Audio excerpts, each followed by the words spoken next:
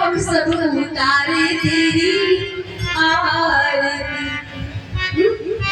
सौ सिंहों वाली माँ शेर भी सवार है, उनकी पूजा से उनके साथ में शेर की भी पूजा हो जाती है। भोले बाबा के साथ में उनके गले में सर्प, तो सर्प की भी पूजा हो गई, नादिया बैल की भी पूजा हो गई। महाराज हम लोग तो सुकर को भी मानना अपराध समझते हैं। क्यों? उनमें हम वाराह भगवान का दर्शन करते हैं। भगवान के 24 अवतारों में वाराह भगवान का भी आता है। सुकर की भी पूजा हो जाती है। वृक्षों में पीपल की पूजा होती है। गरम में बोलो कितना सुंदर हमारा सनातन धर्म।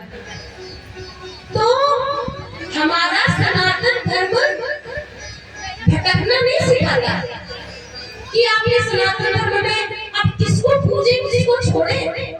आगे प्रश्न आएगा कि किसको पूजे किसको छोड़े। तो हमारा सनातन धर्म ये सिखाता है कि जित देखो तित दिखत सुंदर श्याम।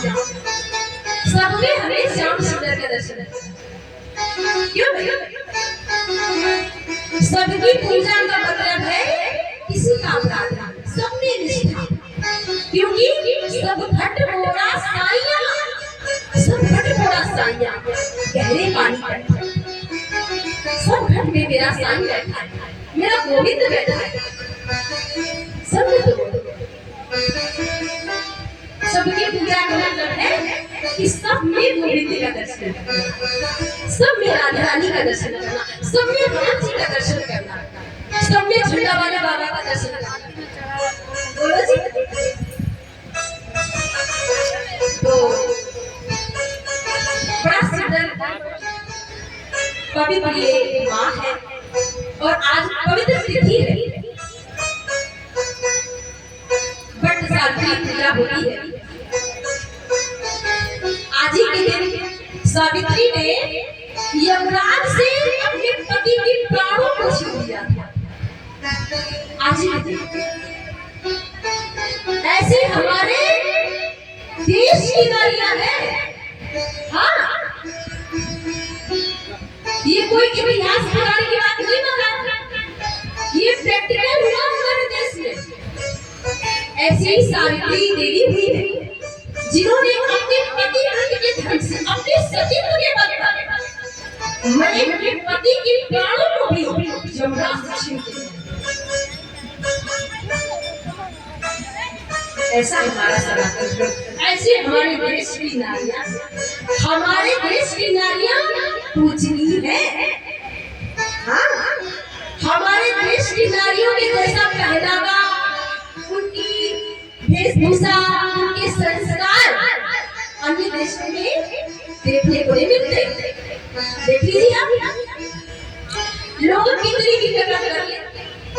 हाँ, वृंदावन में विदेश की नारियां आई, लहंगा पहनेगी, साड़ी पहनेगी, लेकिन भारतीय नारी को भारतीय नारी। इसीलिए नारी सम्मान के अधिकार है। नारी का सम्मान करो। नारी क्या नहीं कर सकती? वही दुर्गा, वही सती है, वही सावित्री है, वही माँ के रूप में, वही बहन के रूप में। कितने रूप है मेरी माँ के, कितने रूप है नारी के।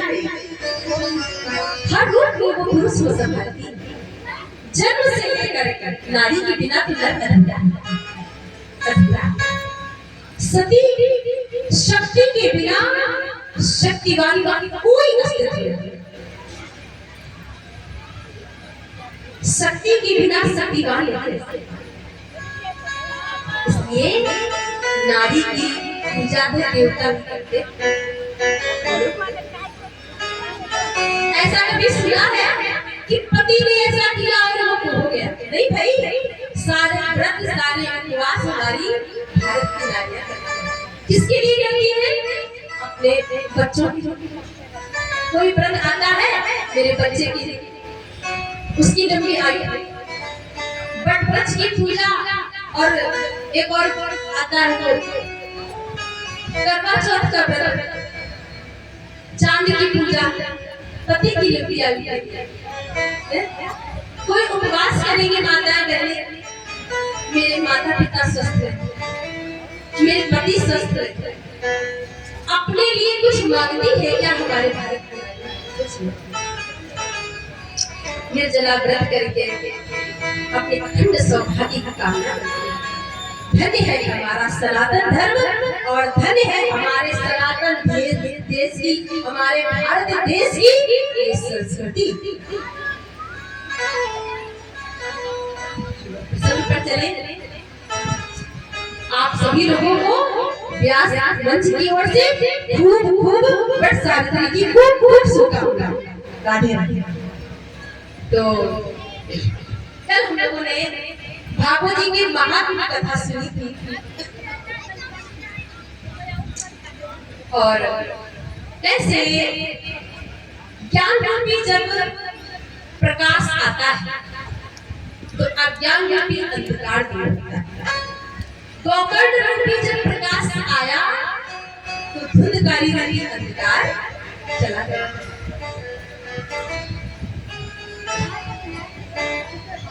तो महाराज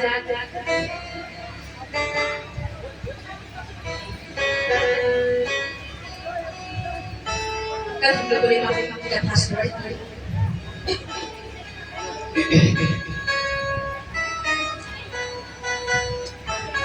मंगलाचरण वेद व्यास जी ने सत्य की बनेगा। किसी भी एक विशेष देवी देवता की आराधना उपासना स्तुति नहीं गाई है, तो सिर्फ सत्यम परम सत्य की वंदना गाई है। क्योंकि सत्य ही राम है, सत्य ही कृष्ण है, सत्य ही माँ दुर्गा, सत्य ही विघ्नहर्ता गणेश। तो किसको छोड़े? इसलिए एक श्लोक में सबकी वंदना।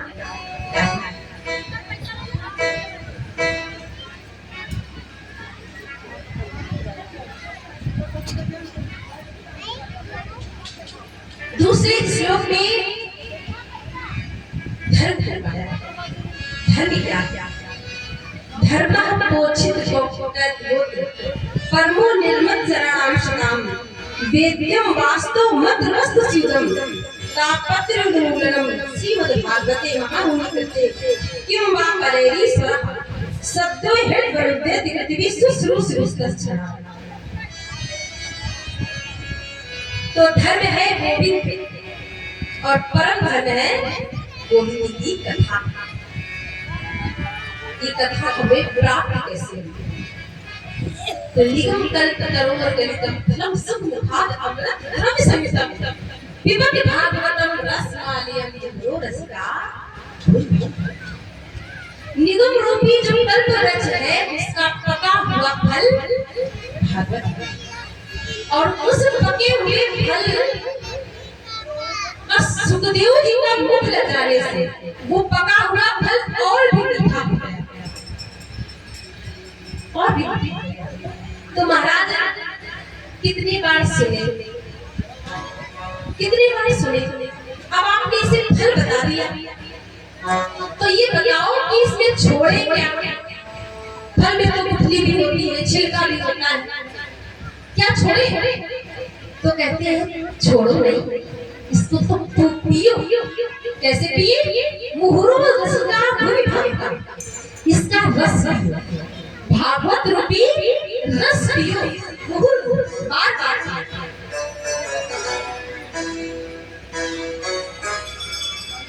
मुहुरो रसगा भूमि भागता।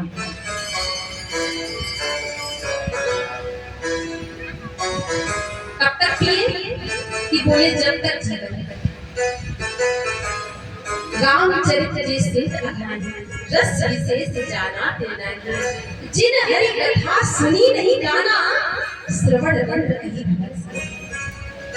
जिन कानों ने भगवान की कथा सुनी नहीं, वो कान तो सर्प के बिल के समान है। जिन नेत्रों ने भगवान का दर्शन नहीं किया, वो नेत्र तो मोर पंख के समान। ऐसे नेत्रों का होना ना होना बराबर। जिन नेत्रों ने प्रभु का दर्शन नहीं किया, जिन कानों ने प्रभु की कथा नहीं सुनी, वो कान तो चूही निकली। क्या कब तक सुने महाराज? अभी 2 महीने पहले तो दूसरे गांव में कथा हो रही थी, अभी होने लग गई, और 15 दिन बाद फिर मेरे गांव में कथा होने वाली है। कितनी सुने? बहुत सुनी।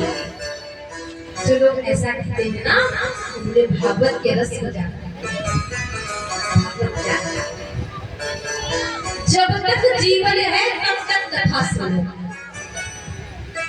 जब तक जीवन, जैसे हम भोजन नहीं त्यागते, मरते तब तक भोजन करते महाराज, वैसे ही अंत तक कथा सुनो।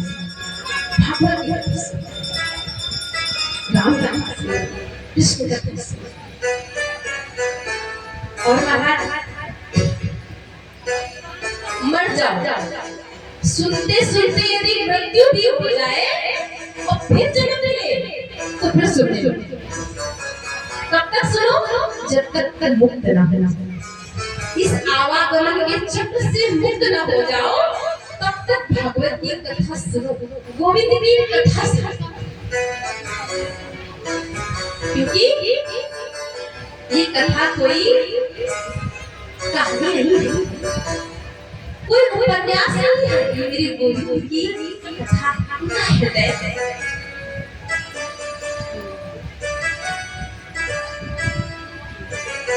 है ज्ञान की ये गंगा,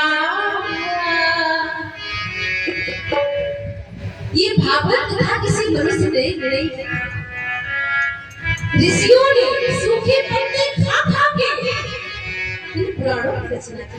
सूखे पत्ते खा खा के अपने जीवन को दे दिया। इसलिए ज्यादा भटको नहीं, अपने पुराण का, एक पुराण का सहारा नहीं, इसी से कल्याण है। ज्ञान की गंगा, ऋषियों की अमर वाणी, है ज्ञान की गंगा।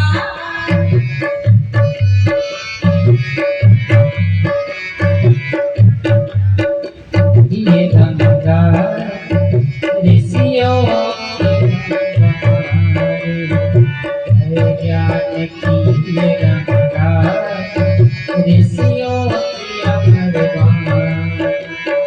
है नित नई पुरानी भारत की कहानी, है नित नई पुरानी भारत की कहानी।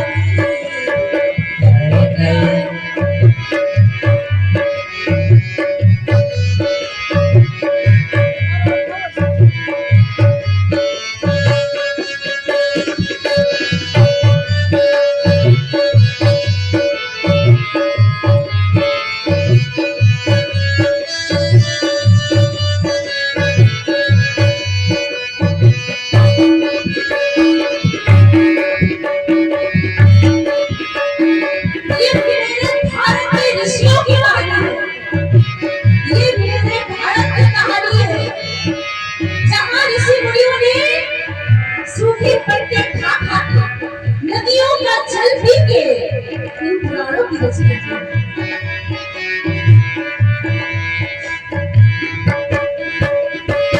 है ज्ञान की गंगा, ऋषियों की अमर वाणी, है ज्ञान की ये गंगा ऋषियों की अमर वाणी।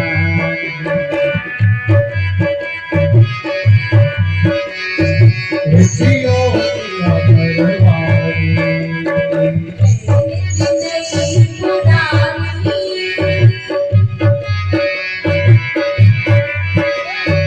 है, नित नई पुरानी भारत की कहानी।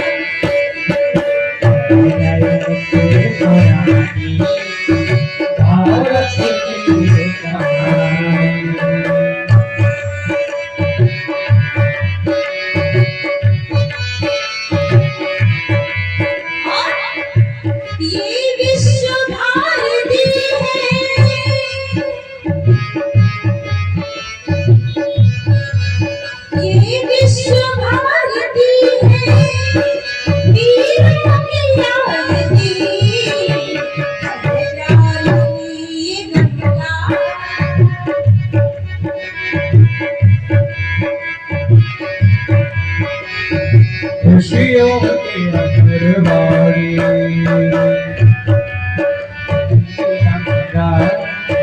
ऋषियों की अमरवारी ज्ञान की ये गंगा ऋषियों की अमरवारी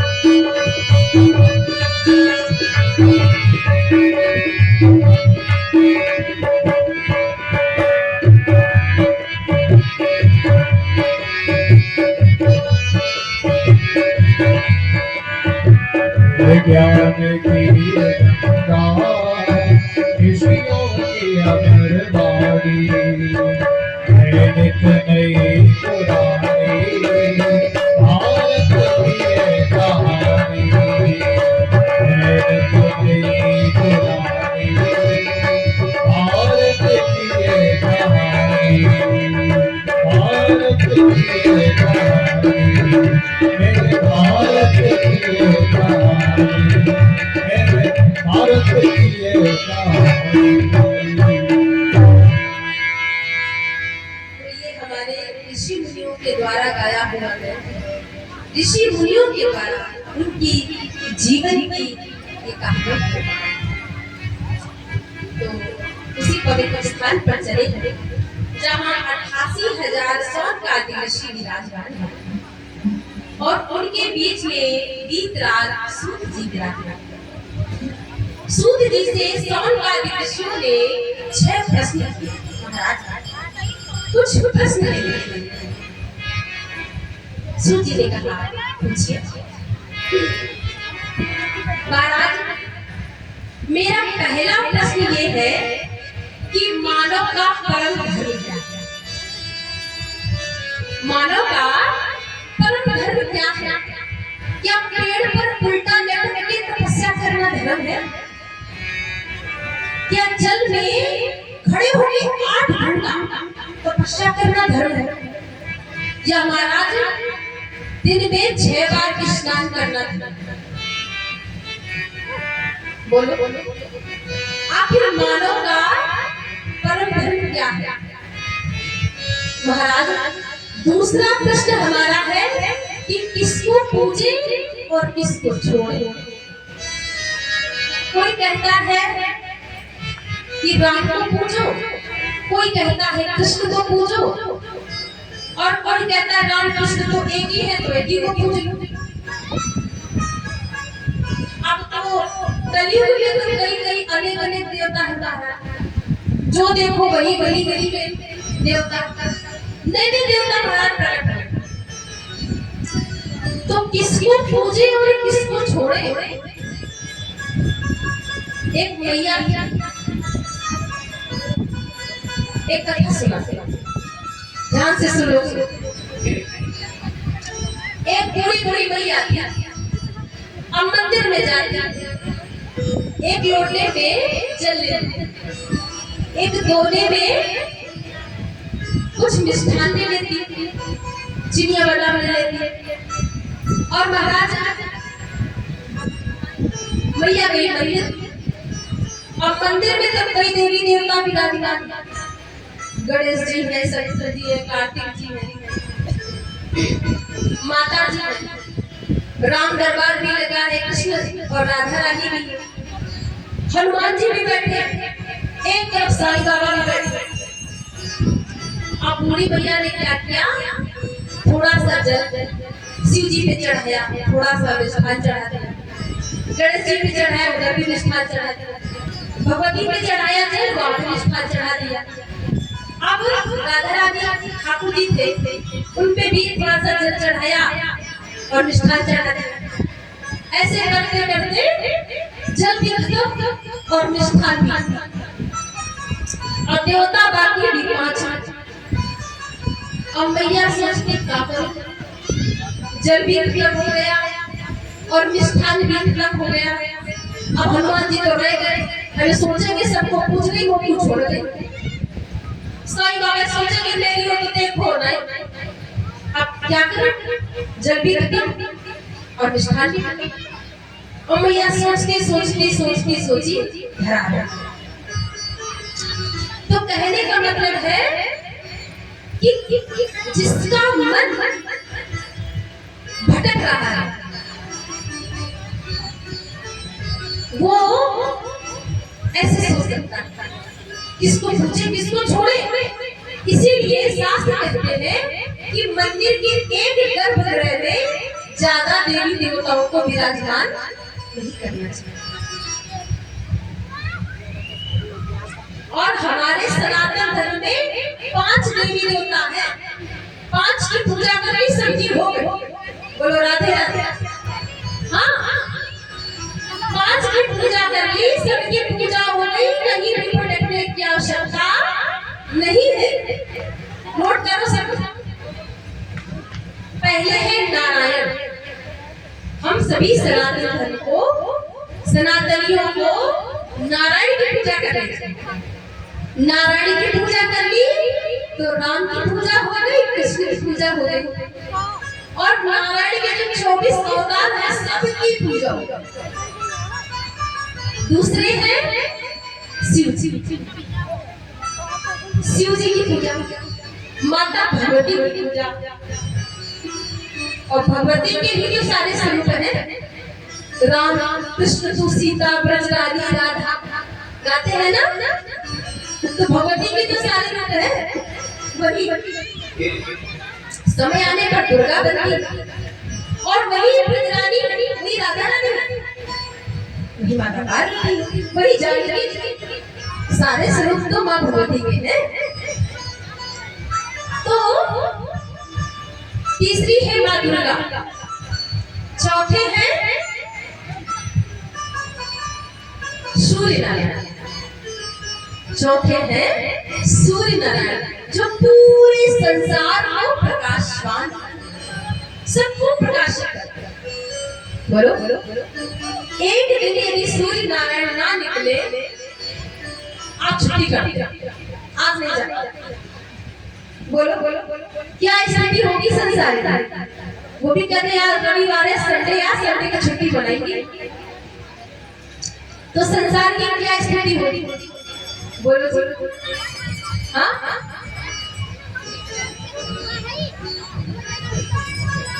प्रातः काल यानी सुबह होगी ही नहीं, अंधेरा ही बना रहे, सोते रहो।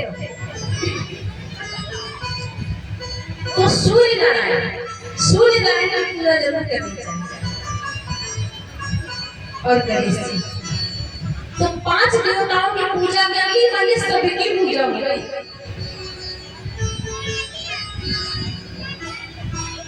और 5 में से किसी एक को मान लो,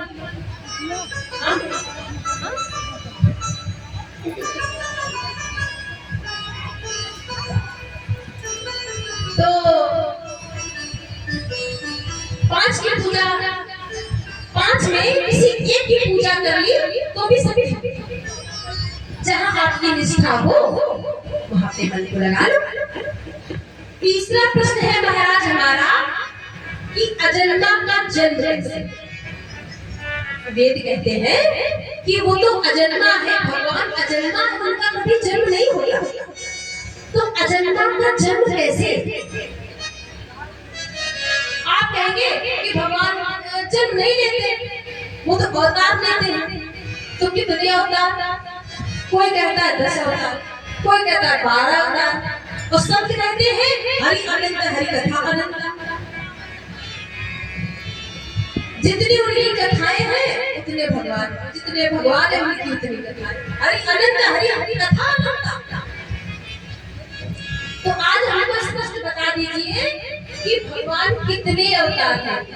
वो कलयुग में तो गली गली में भगवान जन्म लेंगे, जिसने 2-4-10 करोड़ रुपए इकट्ठा कर लिए और सुंदर सुंदर ढूंढरानी अलकावली बना दी। हाँ, सुंदर सा वेशभूषा वही भगवान। तो कलयुग के पाखंड में तो नए भगवान को जन्म ले।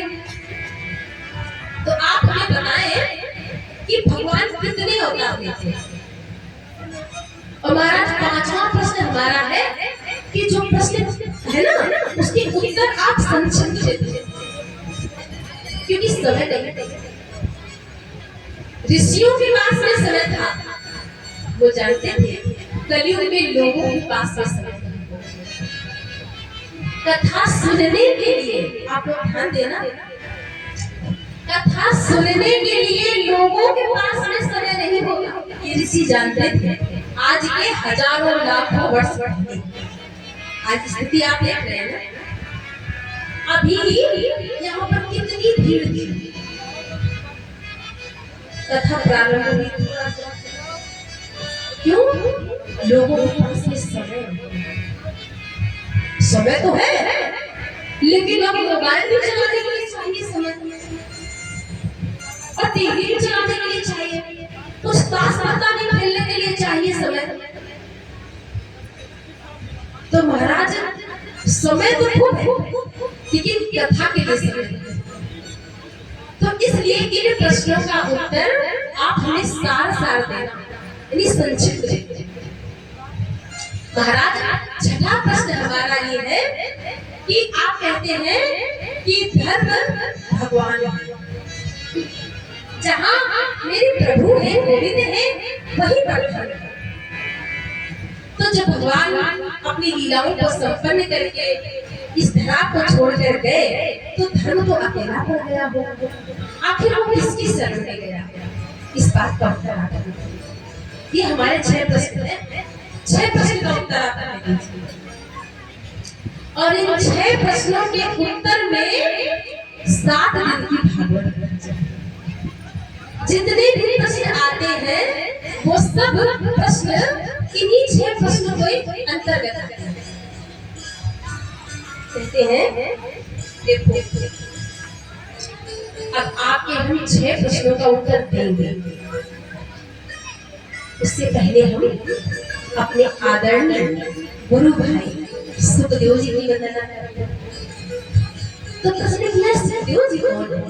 इनके बारे में सुना तो है कि जन्म लेते ही वन की ओर चले गए थे और इनके पिता बुलाते रह गए, मगर ये आए नहीं, और जन्म लेते ही महाराज 16 वर्ष नहीं थे।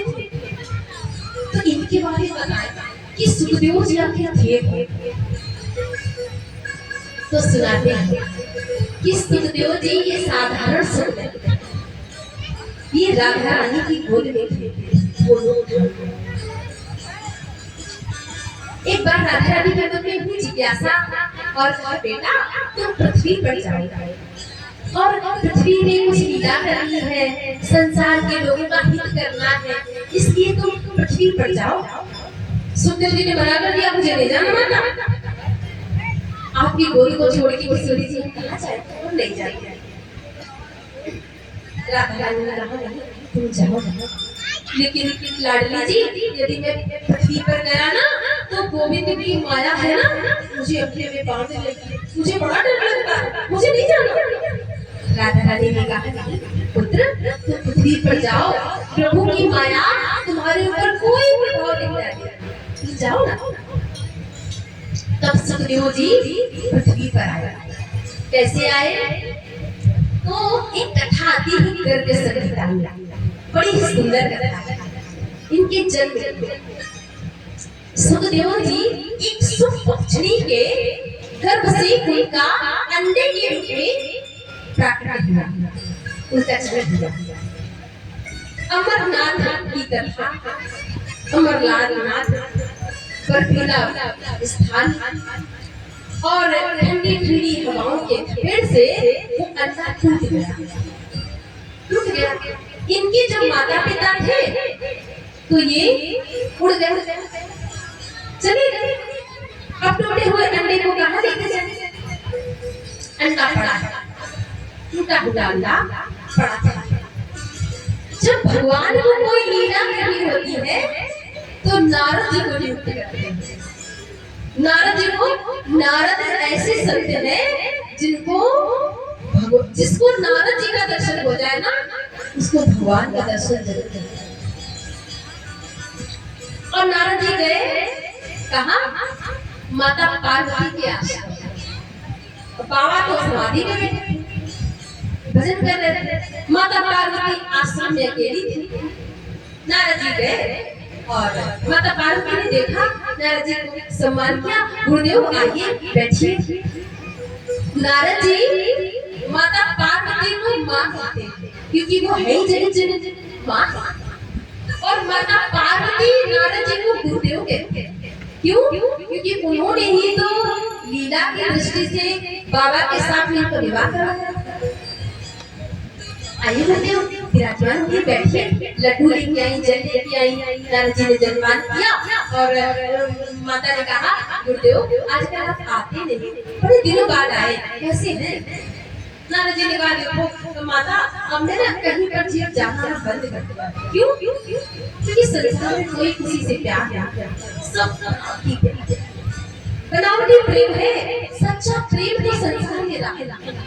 इसलिए मैंने सब जगह जाना ना बंद कर दिया। तो माता पार्वती ने कहा, आपकी बात तो ठीक है, किंतु हमारे जो पति है ना, उससे बहुत प्रेम करते, बहुत प्रेम करते, कोई भी बात हमसे नहीं छिपाते, कोई भी बात। महाराज, यहाँ तक कि जो गुरु मंत्र हम जपते हैं ना, वो हम किसी को बताते नहीं, किसी को नहीं बताना चाहिए, लेकिन वो मंत्र भी हमको बताते हैं। इतना प्रेम। और तो जब वो ध्यान में बैठते हैं तो जिस झांकी का दर्शन करते हैं प्रभु की, उस झांकी को भी बता देते हैं, जबकि नहीं बताना चाहिए। दीदी आज मैंने ध्यान में ना बावन भगवान का दर्शन किया। दीदी आज मैंने राम लला का दर्शन किया। आज मैं ध्यान में ना भूल गया था, कृष्ण लाल का दर्शन किया। सब कुछ बता देते हैं, कुछ भी नहीं छिपाते। नारद जी ने कहा, बात ठीक है आपकी दीदी, किंतु अच्छा ही बताओ, सब बात आपको बताते हैं। जहाँ सब बात, जहाँ प्रेम होता है वहाँ छिपाव नहीं होता। अपने गले में जो मुंड माला पहने हुए हैं, उसमें मुंडी किसके हैं, ये बात आपको बताई? माता पार्वती ने कहा, सब बात तो बताते, ये बात तो कभी नहीं बताते कि जो गले में मुंड माला पहनते हैं उसमें मुंड किसके, ये बात नहीं बताई। अच्छा, आपको नहीं बताई? तो प्यार से आपसे प्रेम क्या करते हैं? अब आप जानो, आपका काम जाने, मैं तो चलता। नारद जी जाने लगे तो दरवाजे पर बाबा मिल गए और बाबा से बोले, नारद जी, बाबा आश्रम में जल्दी पधारो, माता आपका इंतजार। और माता तो रुष्ट थी, क्रोधित थी, गुस्सा होकर बैठ गई। जैसे ही बाबा गए और कहा, देवी आप क्यों रुष्ट हैं, क्या बात है? माता पार्वती ने झटक दिया और कहा, ऊपर से भी काले, अंदर से भी काले, कपटी हो। अच्छा देवी, काला तो वो होता है जो कपट करता है, मैंने तुमसे कोई कपट नहीं किया। माता पार्वती ने कहा, अच्छा तो ये बताओ कि जो गले में आप मुंड माला धारण करते हैं उसमें मुंड किसके लगे हैं, ये बात के हमें बताई कभी? बाबा गंभीर हुए और कहा, देवी इसकी कभी आवश्यकता नहीं पड़ी, तुमने मुझसे कभी पूछा ही नहीं और मैंने भी कभी बताना उचित नहीं समझा। आज पूछती हो तो बताते हैं। जो मेरे गले में मुंड माला है उसमें जो मुंड है उसमें आपकी ही मुंड है। मैं आपसे कितना प्रेम करता हूँ यही माला बताती है। आप लीला करने के लिए जब अपने शरीर का परिवर्तन करती हो तब आपके मुंड को मैं अपने माला में पिरो लेता हूँ। तो आपको माता पार्वती बोली, ऐसा अमृत आपने कौन सा पी लिया जो हर बार मुझे मरना पड़ता, आपको भी नहीं पड़ते? बाबा ने कहा, देवी मेरी अमर कथा सुनी, मेरी भागवत कथा सुनी। माता पार्वती चरणों में गिरी और कहा, बाबा मुझे भी कथा सुनाए, प्रभु मुझे भी भागवत कथा सुनाए। बाबा ने कहा, देखो देवी मैं कथा सुनाता हूँ ना तो थोड़ा अलग तरीके से, अब मैं तो आंख बंद करके करके सुनाऊंगा। अब आप सुन रही हो कि सो रही हो, मुझे क्या पता। माता पार्वती ने कहा वो तो ठीक है, लेकिन मैं ओम ओम करती रहूंगी। हाँ जी, जैसे बोलते हैं ना हाँ जी हाँ जी, तो ओम ओम संस्कृत में कहते हैं। तो ठीक है, आप ओम ओम करती रहना बीच बीच, तो मैं समझता रहूंगा कि तुम सुन रही हो। वैसे भी कथा कोई भी सुन सकता है, लेकिन नियम से। भागवत की कथा कोई भी सुने, कोई दोष नहीं है, सबको अधिकार है। भागवत की कथा सुनने का सबको अधिकार है। भैया थोड़ा सा माइक सेट करो।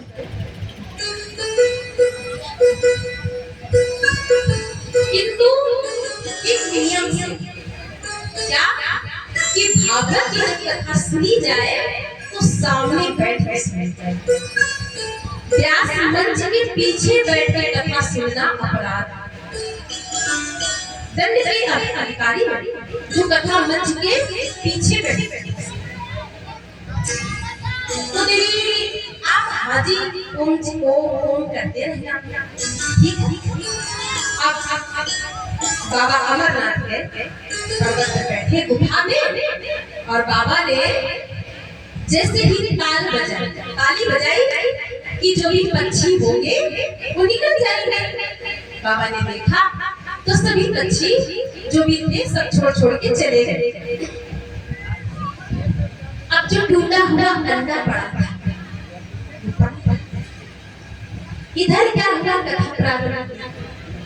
और महाराज एक दिन की कथा हुई, दूसरे दिन की कथा से जो टूटा हुआ अंडा था वो सावधान हो गया। कथा के बरकत से चुपचाप बैठा।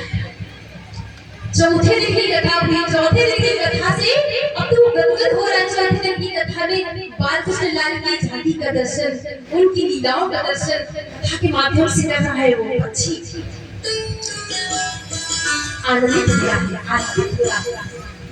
अब जैसे ही 4 दिन की कथा हो गई, 5वें दिन की कथा में, 6ठे दिन की कथा में जहाँ क्रोधों का प्रसंग चल रहा था, विदुर क्रोधों से, उस समय माता पार्वती को निद्रा।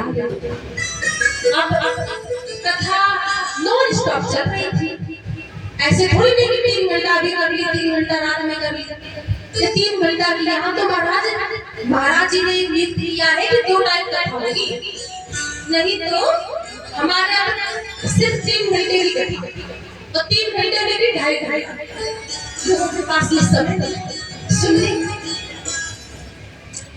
तो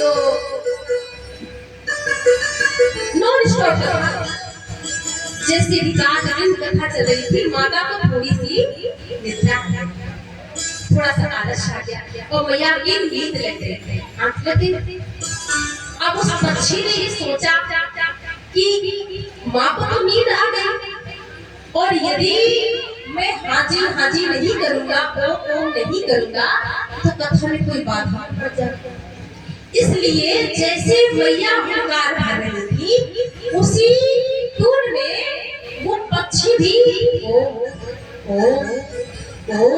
करने लगा। और पूरी कथा संपन्न हुई। 7 दिनों की कथा संपन्न, उस पक्षी ने 7 दिन की कथा। और जैसे ही बाबा ने जयकार लगाई, बोली बाला कृष्ण राम की, भागवत महापुराण की, श्री राधा रामेश्वर की। अब तो मैया की नींद खुल गई। क्या कथा हो गई? कथा आपने सुना? बाबा ने क्या मतलब? कथा हो गई? तुमने कथा नहीं सुनी? मैया ने कहा तो वो धोने फिरे क्या क्या विदुर जी से, क्या तुमने कथा नहीं सुनी? फिर देवी बीच में ओम कह रहा था, तो देखा तो एक छोटा सा पक्षी बैठा था, सुन पक्षी बैठा था। बाबा ने सोचा कथा सुनना कोई दोष नहीं है, अच्छी बात है, लेकिन इसने पीछे बैठ छटकी कथा सुनी। इसलिए बाबा लीला के लिए थोड़ा त्रिशूल लेके पीछे दौड़े, और पक्षी होता हुआ गया कहाँ? सम्यक यह वेद व्यास जी की पत्नी है बिटिका देवी। उनकी कोई संतान नहीं थी। आज वो स्नान करके अक्षत पर थी, उनको थोड़ी सी उबासी आई। जैसे ही उबासी आई तो उड़ता हुआ पक्षी फिर प्राणों को बचाता हुआ उनके मुखार में होकर के गर्भ में चला गया। बोली सुखदेव जी भगवान की वही सुखदेव जी 12 वर्षों तक उन्होंने गर्भ में रहकर भजन किया। जिसका मन एकाग्र है वो कहीं पर रहकर भजन करे। जिसका मन भटकता है तो वन में भी रहकर भजन नहीं कर पाएगा।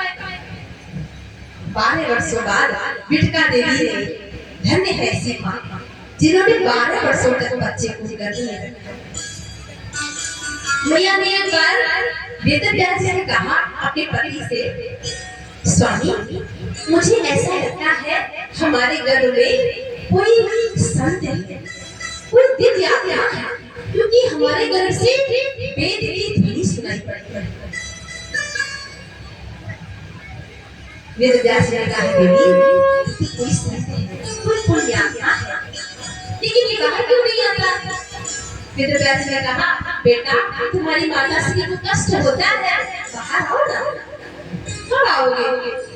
तो अंदर से आवाज आई मुझे नहीं आना, संसार में मुझे नहीं आना, मैं तो माँ के गर्भ को मंदिर माना और कहा मैं